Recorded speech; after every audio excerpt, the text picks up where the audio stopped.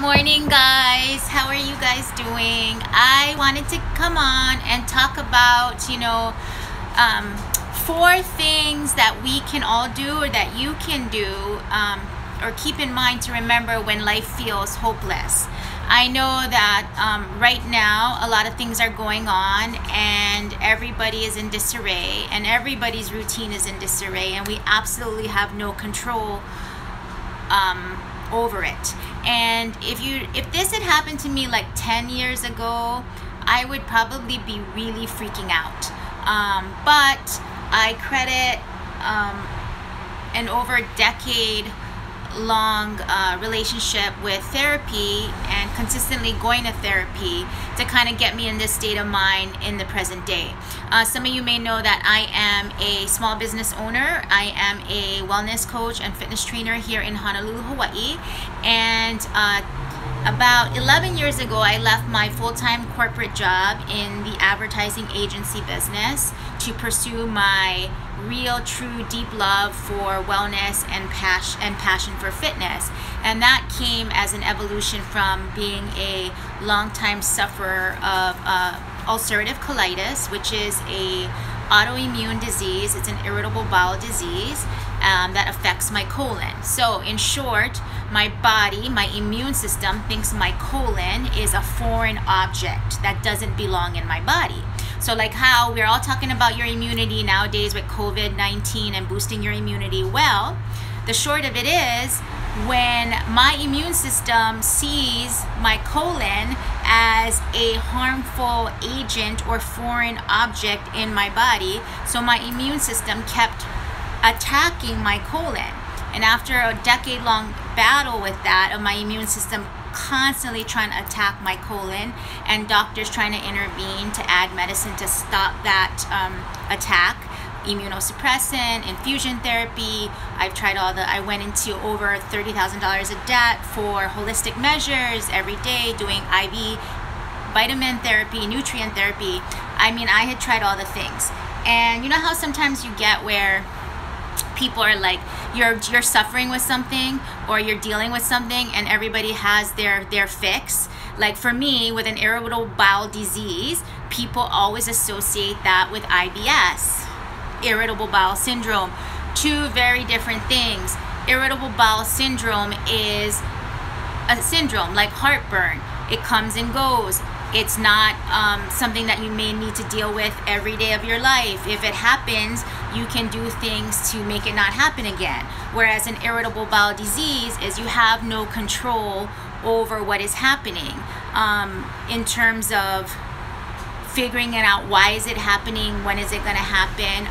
It is a mutant gene, like a deformity in your gene that gets triggered. And the only thing that they know right now in terms of irritable bowel disease is that there is a slight genetic component. That's all they know. And that stress is a trigger. But that's a whole nother lifetime podcast live training situation. But anyway, so with immunity, so basically what happened was I just had to start going to therapy. And so therapy has taught me to kind of like manage my emotions and manage my feelings and realize that things are going to happen every day, maybe multiple times a day, that you have no control over. And before, where I would internalize it, I would also use a lot of distractions like racing, triathlon, along extreme excessive training to kind of distract me from dealing with all those feelings. But when I really sat down and did the work over time and showed up every day and put in the reps on reps to commit to doing the hard, uncomfortable work that happens when you go to therapy, I really feel grateful for that, to be in this spot now, because like I said, my business has taken a big hit from being a freelance fitness trainer and then also teaching classes at the gym, where all the gyms closed, my private studio closed, and I totally agree with that. You know, it is something that we all need to do. Everybody needs to pull together and make it work. But like I said, I would have been a lot more freaked out 10 years ago, had I not kind of processed a lot of shit that I had to process and sat with a lot of uncomfortable feelings that come up, and do the work. And does that mean I'm perfect? No. Does not mean I don't have anxiety? No. I've learned to reach out to family. I have a really good supportive partner, my spouse, who is my balance and helps me kind of minimize my high stress and anxiety, because he is very opposite. So like I said, when everybody found out, or when they usually find out you have an IBD, an irritable bowel disease, or some kind of issue, and some of you may relate, whether you have lupus, or whether you have maybe some things going on with your kids. Everybody has their 2 cents. And for me, it was, everybody was like, oh, you should try this diet, you should try that diet, oh, you should take this supplement, oh, just go vegan, oh, just go keto, oh, stop eating gluten, oh, you should go get food sensitivity tests. I mean, I can tell you, fuck, I was so over it, because all of a sudden everybody is an expert. And when you are down in it, in the dumps, that is stuff you just don't want to hear. You don't want to hear that now somebody, Joe Blow, your neighbor from down the street, the gal you see every day in spin class, like they have the miracle to what's going to fix your problem. And for some reason, some people feel the necessity to share their knowledge with you because like you have never done it before, right? Anyway, so I'm not trying to minimize the stress that everybody's feeling today, but I just want to tell you some things that I've been doing, that I've been trying to remember during this hectic time. And with that, that is why I've been so passionate about trying to do these 2 to 3 times a week live wellness trainings that I am putting on Facebook Live and Instagram Live, that I really want to help. You know, I'm not saying exercise and moving is a cure for depression or any of that. I'm just trying to add a little bit of positivity and share my love for group fitness and working with people and across the world if possible. So again, I always look at my Instagram stuff and my Facebook stuff. I usually kind of give a heads up for the day before when I'm going to go live. 2 to 3 times a week, I'm doing 25-minute live trainings with a different focus. Every week we'll at least do one kind of yoga stretch flow. Another week will be a total body. And then a third one will kind of be like more of a body blast, like a blitz or an interval. And so with that being said, I really need your help to kind of let people know that if they are just looking for something to keep moving in a forward direction, despite having everything seem to be at a standstill, then, you know, have them join us on our live trainings.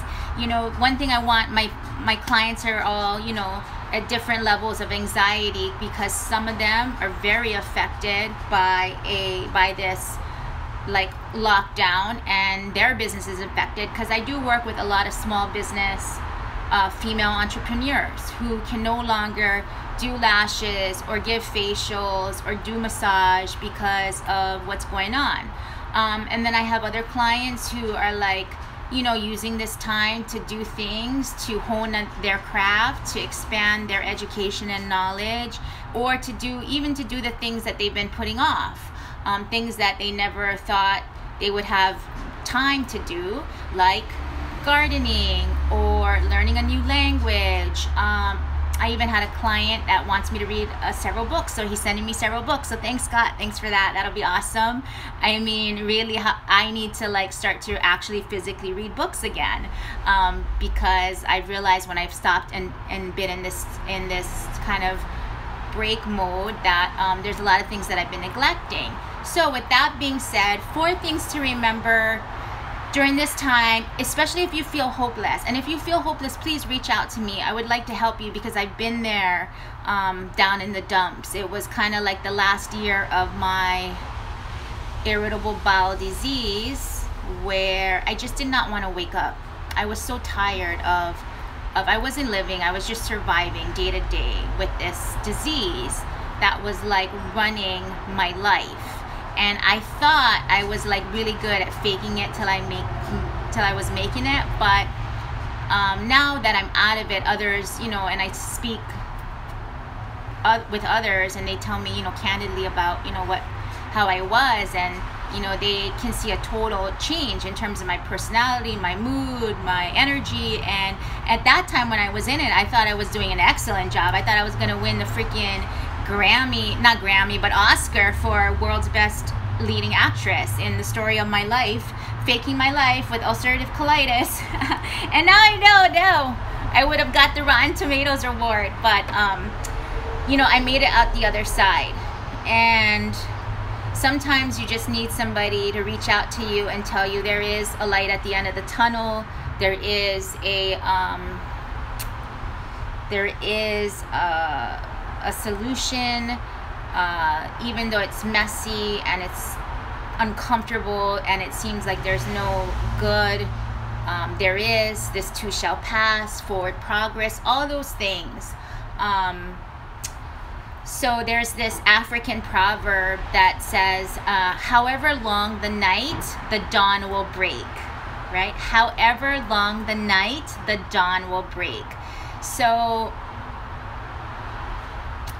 you know, first tip or first thought I would like you to remember is remember that life always changes. Things can get better. In 2018, we suffered a 5-month loss of identical twin boys. That shit, I never knew. I never thought that would happen to me. Really, I mean, when I found out I was pregnant, I freaked out. I did, but I got on board, and then I really thought, like, I got this pregnancy thing down, man. I'm fit, I'm healthy, I'm well, I can do this, and I was rocking it. And then when I thought I had everything under control, everything planned out, you know, the universe slapped me in the face, and at 5 months, we lost my twin boys. And so at that time, I could not see. There was no light at the end of the tunnel, okay? There was, like, nothing. It was like, fuck the tunnel, fuck everybody in the tunnel. I want the tunnel to crash and burn, pardon my French, but I mean, there was no positivity. And despite I was in therapy and I was trying to work it out, I really had no purpose.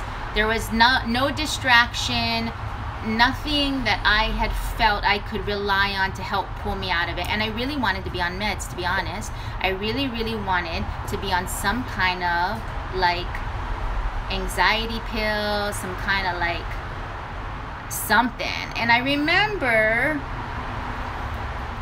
my primary care physician, she really wanted me to be on, like, an antidepressant or an anti-anxiety.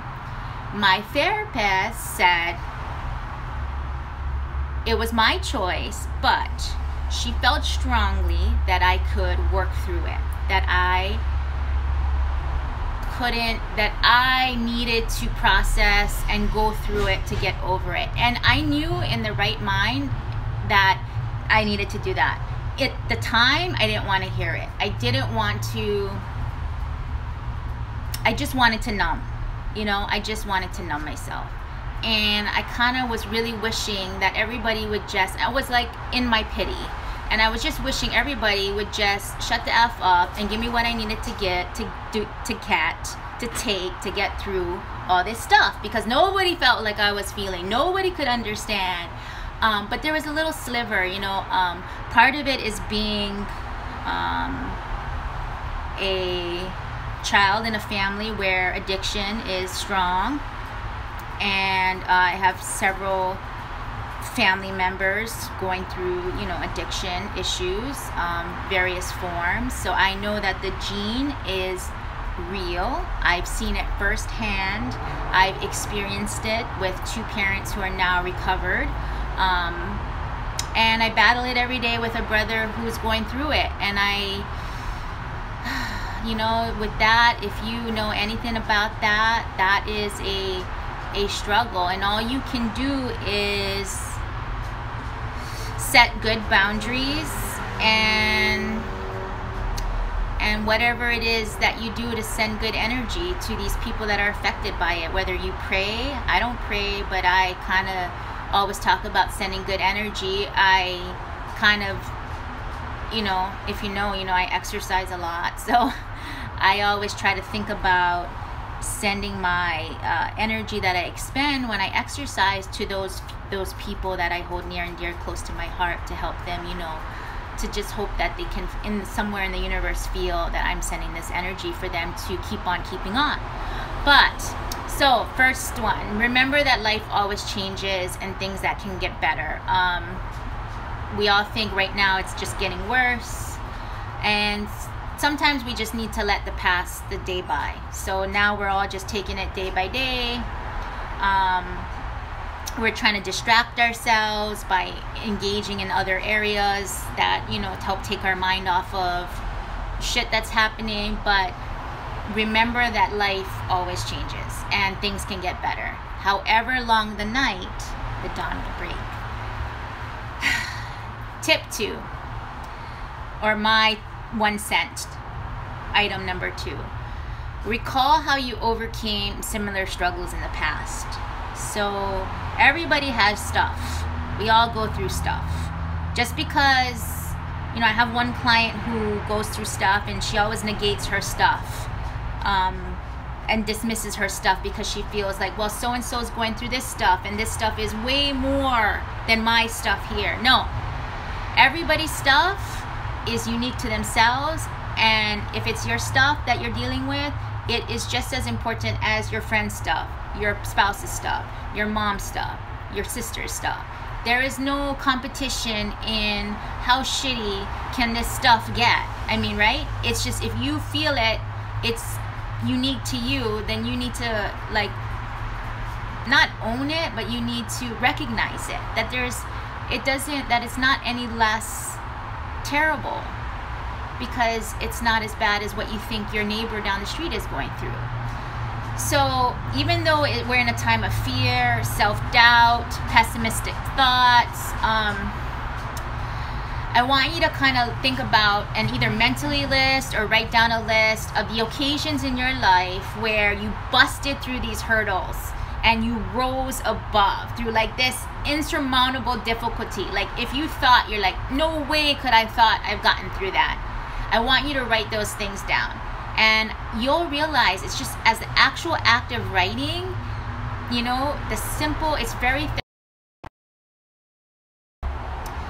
like, pen out these victories, you kind of will feel a renewed sense of like, okay, I got this. I got through this here and here and here. This is another thing I can get through. And even though it's unknown and the future is unknown, that I overcame this over here, so I can overcome this over there. Okay? Number 3. I know it's hard to think about, to remember, or yeah, that things aren't always as bad as they seem. So you know this saying where everybody says that sometimes we react to situations with like these rose-colored glasses on? I do that a lot. I throw a lot of my past trauma shit onto current situations that happen, and I have drummed up this whole scenario in my head, and I end up with these reactions that are like, what the F, you know, the other parties are involved are like, have no idea, because I am coming into it with my own trauma that is now like sort of clouding the situation. That is my biggest thing I'm trying to work on, is that not letting my past BS kind of dictate how I react and receive information to people in the current present moment. I have to work on that. I'm working on that. But tip 3, remember that things aren't as bad as they seem. So if we zoom out and focus on the grand scheme of things,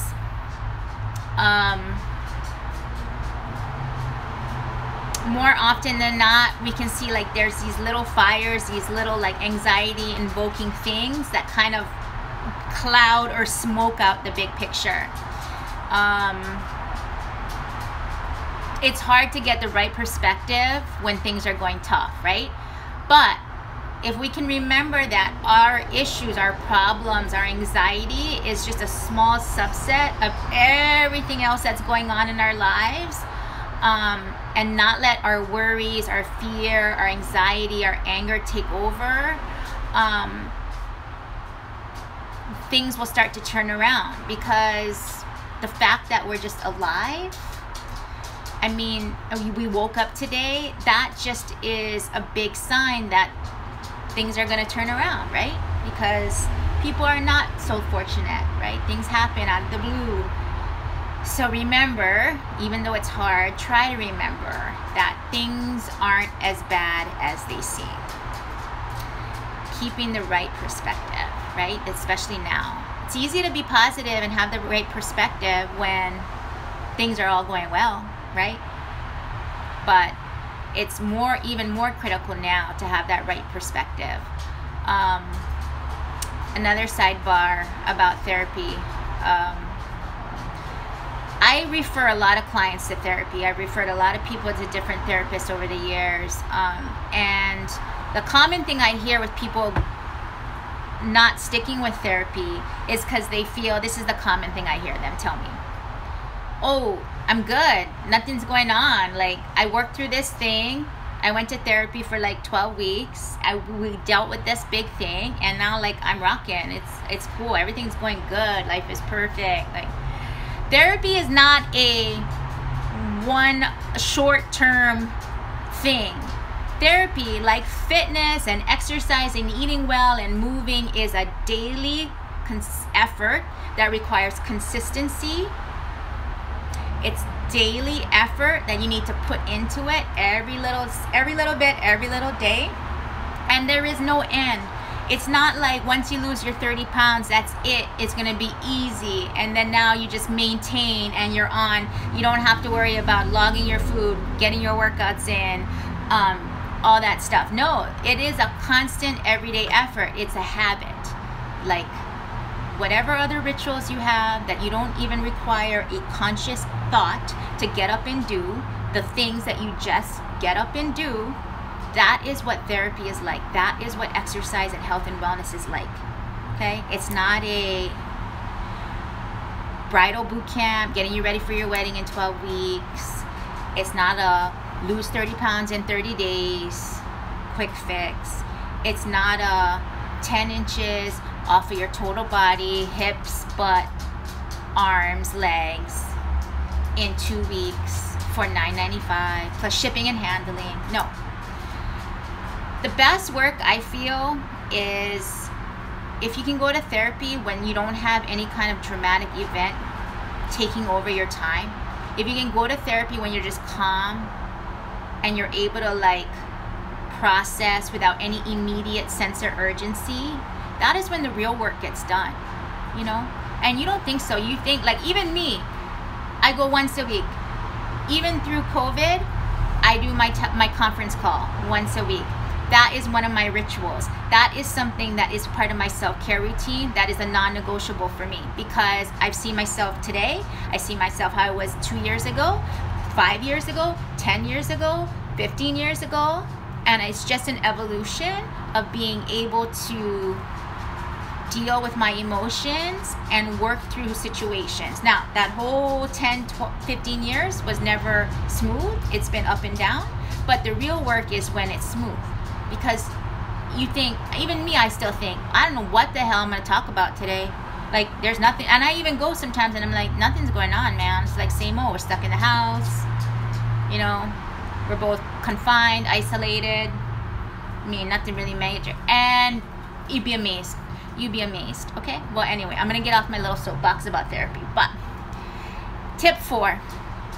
Remember that there's still things to appreciate. So remember we talked about how we got up today and, you know, all that stuff. Things are going to turn around. Remember that there are still things to appreciate. So don't let the darkness blind you from seeing the stars. Don't get caught up in things that are out of our control. There's always good things if we keep our eyes out for them. Okay? So as as you grow stronger in handling like all these curveballs thrown at you, you will realize that even in dark times, if we can look for the light, if we can look for the stars, if we can gaze at them, that we are actually looking at the situation through a good lens, like a right lens, not a rose-colored lens, but a clear lens. So I hope that was helpful. I'm sorry I'm super long-winded, but certain things I get really passionate about, like spin class. If you start asking me about spin class, one is therapy, supplements, and for kids. Those are some things. But so 4 things to remember, okay? However long the night, the dawn will break. Remember, life always changes, things get better. Recall how you overcame similar struggles in the past.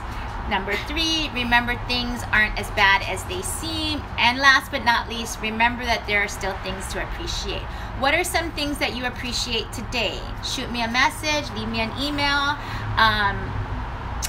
We can chat, comment below, and hope to see you during my free live 25-minute trainings. And I'm also offering one-on-one coaching using Zoom. I have private sessions, which some of my clients are taking advantage of since we have to do virtual training. And I do a small group Zoom paid for training every Wednesday at 6 p.m. Hawaii Standard Time. So I have openings for that as well. I am going to post a little bit later a couple of testimonials from all the people doing my different trainings. And just know, if you're freaking out about your workout routine, don't worry. You're not going to gain 20 pounds, and you're not going to blow up, and you're not going to lose all your gains and lose muscle. And, you know, while this time is happening, just move for happiness. Just move for energy. Just move to keep your body flowing and your mind creating and your mood, you know, perpetuating, because that's what it's all about. We have been asked to like basically reset at no choice of our own. We have no option but to do what everybody's telling us to do, to stay in our homes and to band together. So we are getting a mandate to take a break. So how are you taking your break? Our next live training, free 25-minute, will be on Friday. It's a total body interval blast. I will confirm the time later today on my stories. Have a great day and take care. Hi, Nohea. Are you working from home? And again, if you need any kind of referrals, I have several referrals for great therapists in the Honolulu, Hawaii area, or wherever you're at. I'm sure they do virtual out of state as well. All right, have a great Thursday and stay safe, friends. Talk to you later.